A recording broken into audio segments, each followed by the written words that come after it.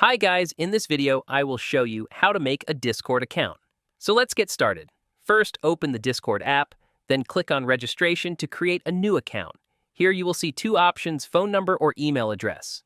You can give anyone as you like. I will give my email address, so I enter the email address after enter your email address. Click on next. Now give a display name of your choice and click on next. Now create a username and make sure your username is unique.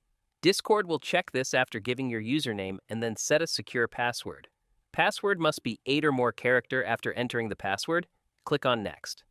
Now you need to enter your birth date. You need to be at least 13 years old to use Discord after entering birth of date.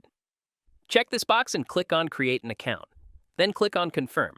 Now following the screen instructions, verify it. After verifying, allow the notification.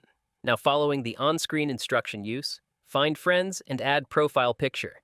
You can add friends or explore different communities or skip this option. Now verify your email address for that.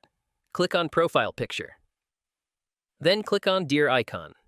Go to account and resent your verification code. If not received verification in code. After resent verification code, enter your email address that you created the account with and verify your Gmail. That's it, Discord account created successfully.